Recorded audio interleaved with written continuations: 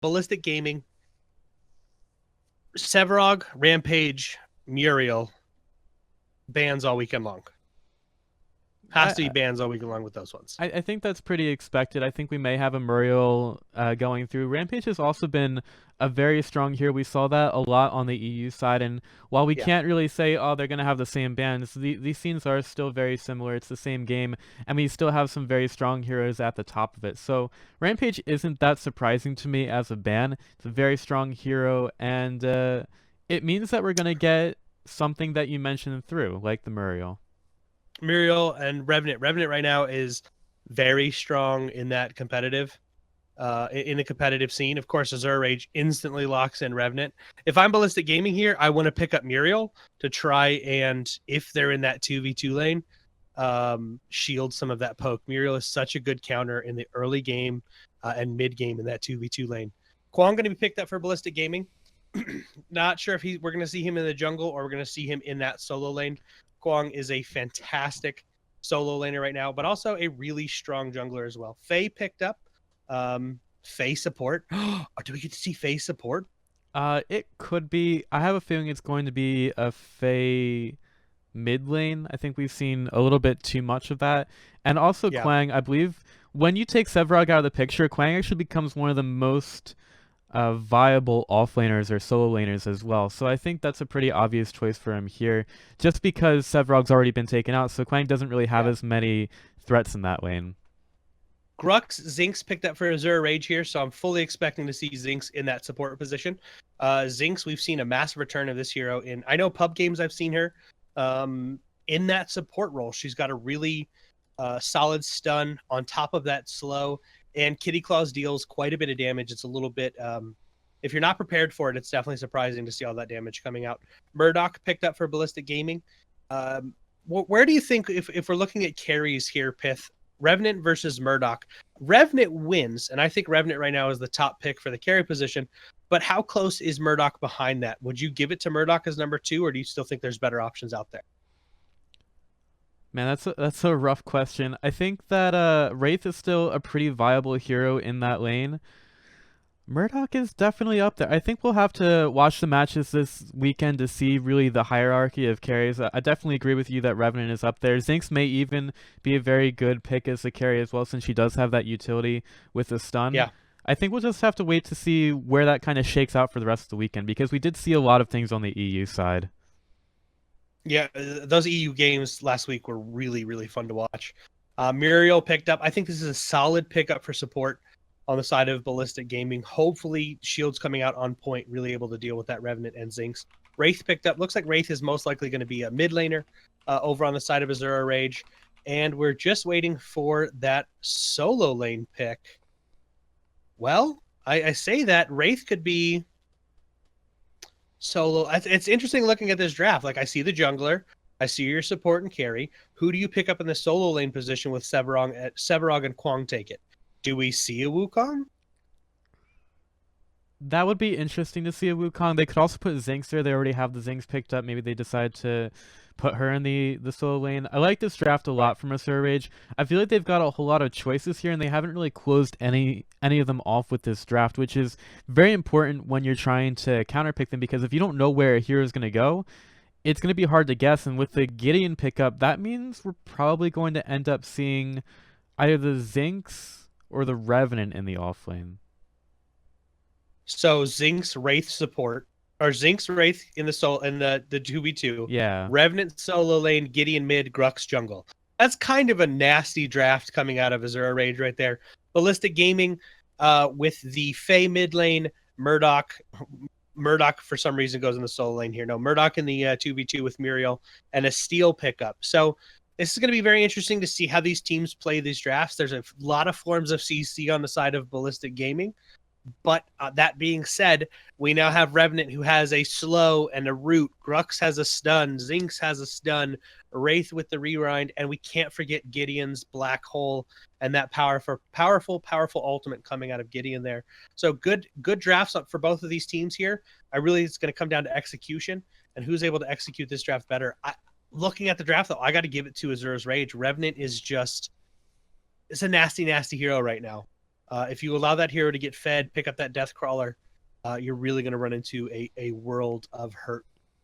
Yeah, it definitely is a difficult hero to play against, and I also think that Ballistic Gaming, they have a lot of good things happening. They have some ultimates that can combo together, but I think the Steel just doesn't really do enough work in the current meta. I think there are ways that he can work in the laning stage, but the Shield Slam just isn't really doing enough for me. It doesn't tickle my fancy, if you know what I'm talking about. I'll tickle your fancy. Let's jump into this game, Pithy and Legume, All right, and find out which team is going to take the first round here. All right, let's start up in 3, 2, 1, go.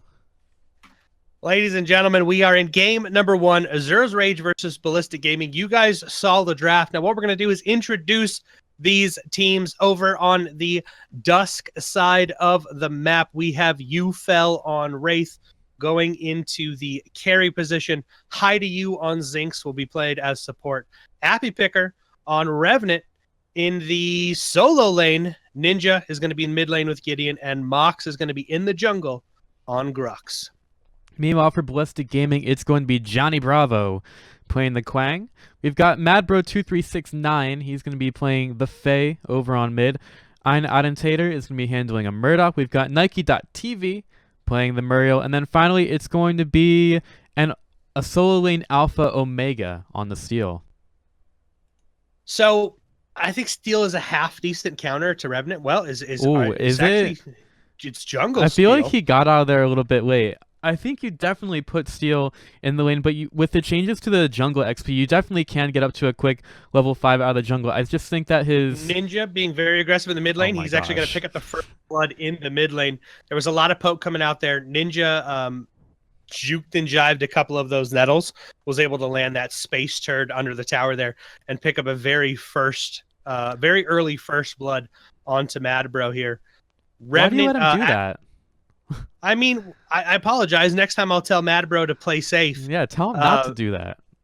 Appy Picker is pushing Johnny Bravo out of lane here a little bit. Johnny Bravo. Actually, so over in the 2v2, we've got Attentator taking a lot of damage here. Ninja's actually going to get a rotation over to find the second blood. He's going to take both of them to start out this game.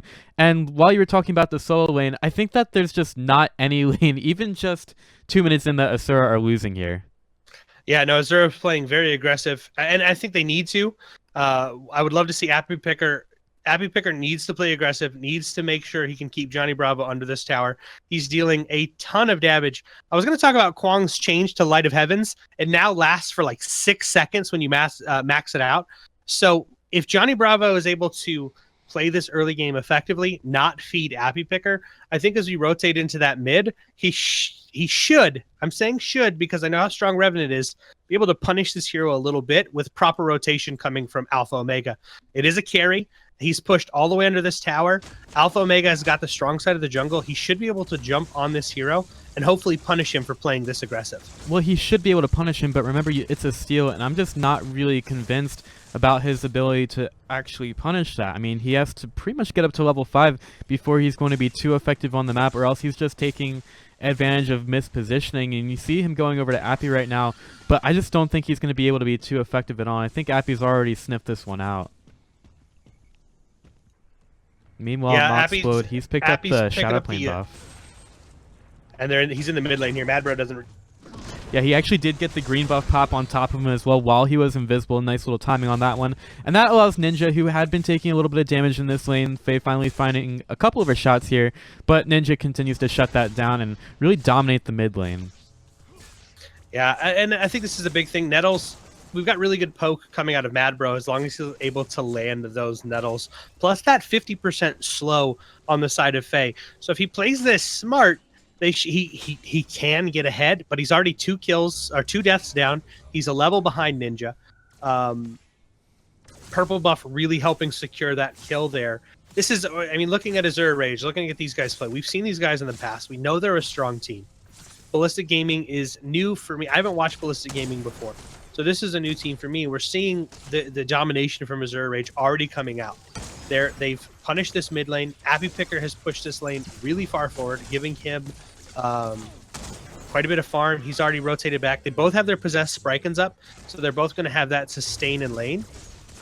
There's a kill on Muriel. Zinc Stun came out, was able to help secure that kill Well, on they Muriel. actually missed the Zinc Stun. It's funny Oh, because did it? yeah, they used it a little bit too early before the Back It Up came out, which is surprising to me because it doesn't even feel like Asura Rage are playing this lane like they should be. I think they're just playing it kind of lazy, but they're beating it anyway, which is kind of funny. Steel rotating over here. They've got vision on that, so they're going to see Alpha Omega coming. They're just going to back up because they know he's coming. Mid lane, again, river buffs are about to spawn. Mox is either going to go behind here. No, he wants another kill. Oh, okay. What was that black hole? I think Ninja it was just it was flexing. He was showing him he was level 5. I'm level 5 He was showing now. him he was level 5. I'm level 5, mother, is what he was saying. Surprise! And he just wanted him to know he had his ultimate. Yeah. There's the slow on the Ninja. Rotation is there. I don't know if they realize that Grux is here in the jungle. I don't think they see that. See, really, it's just a full-out bait. Is that what it was? It's Yeah, just a he bait? was baiting with his ult. He's like, look, my ult's down. You can definitely attack me now. It's on cooldown. Dive me. Dive me. Yeah. That sounds like a good plan. It Horrible sounds strategy, like the best but- plan. So Appy Picker over here, are we going to see Swamp Stalker come out of Appy, give him that extra damage, and then Deathcrawler? Or does he rush Deathcrawler? That definitely sounds like something you would go against Johnny Bravo here. I mean, you need some kind of ability to make sure that the Quang is punished anytime he goes for some aggression against Appy. And with the level advantage, 6-5 right now, I expect Appy to put a whole lot of pressure onto him. Yeah, Alpha Omega is rotating over. I mean, this is what you need to see out of your jungler. Don't allow him to get the lead. Unfortunately, that tether is going to miss, which means they're not going to be able to go on this. They can try and go on this, but there's just so much damage. I don't think Alpha Omega is going to get there in time to use that ultimate. And if he does, they're already under the tower. With the slow that comes out of Revenant, on top of that, he can ult and root you and then just be safe so he can escape. It makes it actually a little bit difficult for Alpha Omega to gank this lane here. That light of the head, that tether is going to land this time. There is the stun on Appy Picker, but Mox is already rotating over here to try and help out his teammate. Lands a double smash and grab into a double pain. Alpha Omega is very low. There's the ult. We heard the bell. It dung, and it looks like Steel is going to fall. Johnny Bravo's in a lot of trouble as well. Appy Picker, just for good measure, is going to secure that kill. Give himself that extra amber. This is exactly what you want to do if you're Ballistic Gaming, and that is feed the Revenant. That sounds like a little bit of sarcasm to me, but I would definitely say that Asura Rage are taking all the advantages that they need here. They're really keeping this Quang down, which is a key to their success in this game. And right now, Ballistic Gaming, what they have to focus on is finding some kind of combo with the Fae and the Steel. Having the Steel come out of the jungle definitely helps this, but they need to actually get it working in this game. I think that'll allow them to net a little bit of an advantage here and possibly take a Fangtooth, which is very important in the early game. So Fangtooth spawns at 5 minutes now. We did see a slight tweak to it. First kill gives you power and 1,000 gold per player. So 5,000 gold across the board. That is a huge advantage early game. And then every time you kill that, of course, you get those extra benefits of 10% movement speed, 15% to non-hero damage, and on top of that, you still get the power. Appy Picker continuing to be aggressive over here. The tether is going to land. There's going to be a stun from Alpha Omega. He goes over the high ground at the Aqua buff, and he's going to get underneath his tower. He just juked the crap out of Alpha Omega there. He said, yeah, I'm going to stay up here, and you're going to go down there. There's just not enough damage coming out of Johnny Bravo right now. That Possessed Sprite can really putting in work over here. Appy's saving up to pick up. I would be surprised if we don't see... Okay, he's picked up a Guard Piercer here, but there just wasn't enough damage. Why did Alpha Omega not ult there? Was it on cooldown? I didn't see him use it earlier. I mean, that would I have have helped no secure idea. that kill, correct? It possibly could have. Maybe he felt like he didn't want to use it, and once he got juked, it was kind of like, oh, well, I'm done here. I'm done. I've already been juked. I'm not coming back to this lane Black hole on the again. mid lane. Moxboy is going to help out with a smash and grab as well. That's another easy kill onto the Fae. He just has such a difficult time getting away from the ganks there. And again, we're not really seeing a lane where Asura Rage are giving up anything. The Reckoning comes out onto Johnny Bravo, and it's another easy kill for Appy. Now, Alpha Omega is waiting for him outside the tower range. Is going to use the bonk to keep him there for a little bit. Can Appy Picker get out of this one, though? I would imagine that he can, because Alpha Omega is just trying to chase this one down. With the Aqua buff picked up, Alpha Omega is going to continue to try to go for this one. Appy gets hit with another bonk. Ninja's just interested in getting the rift down for Appy Picker to get away. But Alpha Omega is going to get completely smacked down in the river by Appy and Ninja. I love this Gideon's rotations. Yeah, rotations are on point. That placement of that black rift was perfect. He just fell off of the ledge into it, able to give himself some breathing room, turns back around. We're seeing the power of Revenant with that fourth shot, that extra surprise. I've got no ammo left. Here's my last shot. I'm going to crit your face off. And able to combo that up and pick up some kills. Man. Aggression in the duo lane over here. Nike TV blown up instantly. Smash and grab, double pain, dead. Hello? I really thought Nike TV was going to have not an easy time, but an easier time because of the strength of Muriel's shields early game, and we're just not seeing that. Ninja continuing to be aggressive in the mid lane, picks up another kill on Faye here. At this point, I mean, Asura Rage is just absolutely controlling the flow of this game.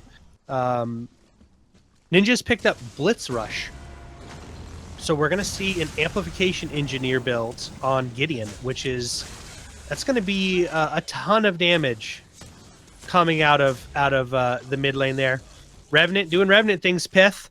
He's got doing the it lead. again. I mean, you just can't continue to feed Appy Picker here. He's completely untethered in this lane, and that's not just because the Quang hasn't been able to hit too many of the tethers. Appy tries to go through the fog wall, but finally that bonk is going to clean him up. So they really needed to take down the Revenant, and they do, but that's still just a result of Appy dominating the lane and getting a little bit too ahead of himself there. Meanwhile, in the duo, we're going to have Zinx and Wraith once again going for Nike TV. There's going to be the back it up onto the Muriel once again, who is just level 4 at this point, and it's going to be another easy kill for Asura Rage. There's very little that Audentator can actually do here, and that's going to result in the first Fang Tooth most likely for Asura Rage. Yeah, 11 minutes into the game. We're 11 minutes and 15 seconds into the game, and we're seeing not being level 5 on that Muriel is really going to hurt. It clearly really hurt them at that point. An ultimate there could have saved their life. But at this point, I mean, when you see such a lead over on the side of Asura Rage, I mean, 2-0 on Wraith, 2-0 on Grux, 3-0 on Gideon. Appy is 4-1-4 or 4-1-1, and you've got Hi to You who's 1-0-4. Like, they've got such a lead right now that fighting into them is a horrible, horrible idea, even if the ultimate is online for Nike TV. Another gank in the mid lane here. Mad Bro's down. Mox is low, but he is going to be able to get away, it looks like. He's already used the shield just slam. Not fast enough. There's just nothing to do here. Steel didn't really hit the shield slam onto anybody, and that's just an easy kill in the mid lane once again for Asura. It feels like Ballistic Gaming, they have a lot of ideas about how they want to win this game, and they have a couple of win conditions, but they're not able to find any of them. Again, we're going to see a Reckoning on the mid lane from Appy going right for Johnny Bravo. He has had absolutely no mercy here, and he's just going to take one shot from the tower as he easily gets the drive-by onto Johnny Bravo. So much damage coming out of Appy right now. He's just got such a lead. It's 5-1-1, 60 last hits, 18,000 gold total. You compare that over to Murdoch. He's got an 8,000 gold lead on enemy Murdoch there, which is just a massive, massive lead. Wraith has a 6,000 plus gold lead. We're almost to a 40,000 lead across the board for the side of Asura Rage. They are dominating every lane. At this point, what does Ballistic Gaming have to do to come back? I mean, I know there's towers, not a lot of towers are down, but when we see that big of a gold deficit, what can they do to put themselves back in the game? This is dirty. Right now, they just have to focus on getting one kill. They have to use their combo, find one kill, not even be greedy with it. If you can kill somebody with the Fae into Shield Slam, I mean, that's probably going to have to be good enough. And I think that could start them on a road to recovery, but the thing is, they also want to try to find farms, so you can't waste too much time going for that kind of engagement. So, we saw rotations come out. Steel gets picked up by Appy. Nike TV gets killed by Ufel. Moxplode rotates over. They pick up Mad Bro. They've got a tier 2 tower being pressured right now. I mean, at this point, that's just another two more dead targets. 4 down on this side of Ballistic Gaming, and Asura Rage just dominating right now. This should be a free tier 2 tower at this point. Two free tier towers because there's a mid as well. It's a buy one get one free. Is that how that works? BOGO? BOGO on inhibitors today? Yeah, more like buy none, get two free, because there's very little that Ballistic Gaming can do here. Reckoning goes out on the Mad Bro, and Appy Picker's going to start him with some damage, taking a little bit longer than he might like. The Obliterate's going to be there. He continues to go for this one, though. Can Nike help out enough? They put down the ultimate. Appy Picker might have bitten off a little bit more than he can chew here, but it doesn't really even matter. It's going to be a 2-for-1 anyway in favor of Asura. Now they're just kind of walking through Ballistic's base. Here comes a Steel Slam onto High to you. They're going to make him go bye to you, but it doesn't really matter. Asura Rage are still dominating this game pretty hard. Yeah, I mean, they picked up some kills, which keeps their inhibitors alive, which 14 minutes into the game, losing inhibitors is definitely not a thing you want to happen. So this kept them in the game for a little bit longer, allows them to hopefully freeze these lanes at their inhibitors and farm up and regain some control of the map. 93,000 gold to 55,000 gold. Massive deficit for Ballistic Gaming. Moxblode says, this is my green buff. There's an ultimate out. Johnny Bravo doesn't walk into it. I thought for sure he was going to. They pick up the kill on Steel. Green buff is now theirs. Johnny Bravo in some trouble. The rerun from UFL, but he is going to be able to get away here. So, double-edged sword. They've got towers. They can freeze up. They've got their inhibitors up. They can freeze up and they can farm underneath their inhibitors. But you lose your jungle. You no longer have control over any objectives on the match, such as Fangtooth and Orb Prime. With this deficit, they have to, like you said, find a kill.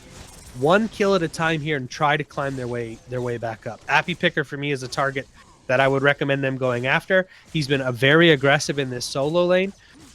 And if they can get rotations from Steel and Faye and allow Johnny Bravo to pick up some kills, give himself some gold, he can become very tanky and hopefully help some of these team fights.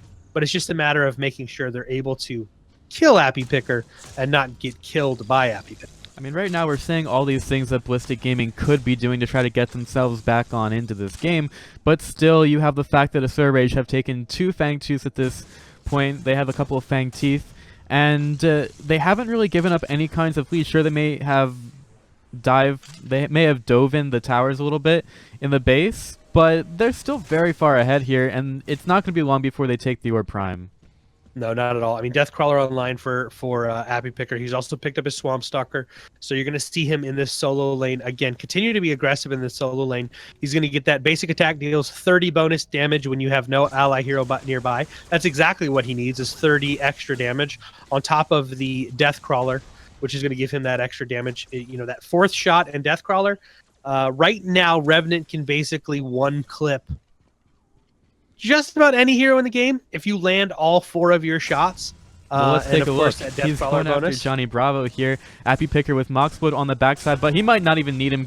Gets him with the last shot, and it's easy Quang for Asura Rage, and that'll open up the Orb Prime for them. This is just textbook from Asura Rage at this point. Yeah, I mean, at this point, we talked about everything Ballistic could do, but Asura Rage just not giving them any ground, not giving them a moment to breathe. They're going to pick up an Orb Prime, and this should be a slow march down the mid lane to try and take this game at this point. It could be a slow march down the mid lane. I think the style of Asura is just to try to push in as much as they can. Still try to get control of the lanes once again. They're not really going to allow Ballistic to have any kind of foothold on the map.